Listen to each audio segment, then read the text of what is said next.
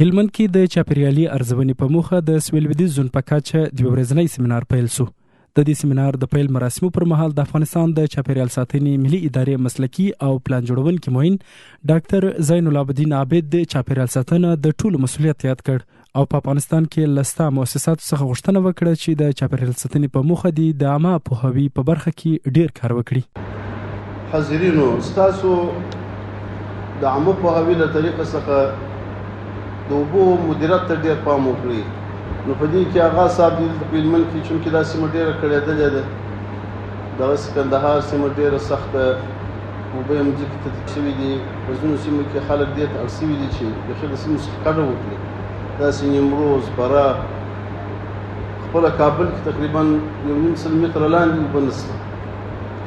نو دلته د دې داسې یو ترتیب جوړ کړي د عامه پوهاوي له طریقې څخه د خلک دې ته وهڅوي چې د باراني اوبو لپاره یو 2 یا 3 متره چې کوم اندازه د خلکو په وسه وي یو جذبي ساحان دي جوړ شي. په دې کې د ولایت مقام هم ونډه واخلي.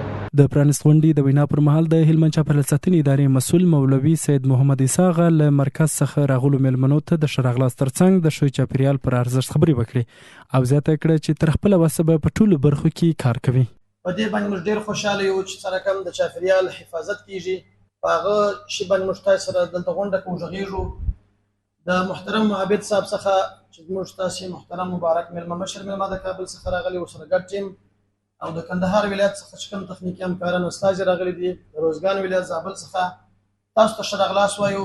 الله رب العزت تاسو ته په دغه راته کې اجر عظیم درکړي. په دې مراسمو کې د هلمند ولایت مقام استازي حافظ محمد شفیع ظهیر هم ژمنه وکړه چې دوی به له خپله طریقه پوره هڅه کوي چې ښه چاپیریال ساتنې ته ټولې ادارې او افراد متوجه کړي. موږ به خپل تر حده او وسه پورې کوشش کوو چې د اوبو مدیریت وکړو او چاته اجازه ورنکړو چې بې نظمه اوبه استعمال کړي یا د مځکې د سطحې اوبه استعمال کړي چې په مځکه کې اوبه پاتې نه شي او ټول خلک مو د اوبو د نشتون سره بیا مخ کړي. په افغانستان کې د ریها مؤسسې معاون انجینر عزت الله صدیقي وایي دوی د چاپیریالي ارزونې په موخه په ټولو زونونو کې هڅې پیل کړي دي چې د بېلابېلو ادارو سره په ګډه بشپړه راپور جوړ کړي چې د دې راپور څخه به یې موخه په اوس وخت کې د چاپیریال ارزونه وي.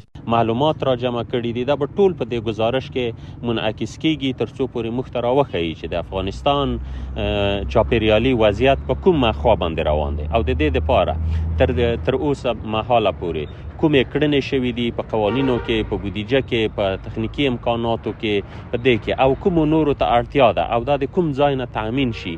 ادارې خپل پلانونه د دې پر اساس باندې جوړ کړي. نو د دې نننۍ غونډې ټول هدف همدا موضوع. دا سیمینار چې د زون په کچه پیل شو چې پکې د هلمند د ټولو اماراتي ادارو د اساسو ترڅنګ د کندهار، زابل او ورزګان ولایتونو څخه هم د هغو ادارو اساس ګډون کړی و چې د چاپیریال ساتنې سره اړیکه لري.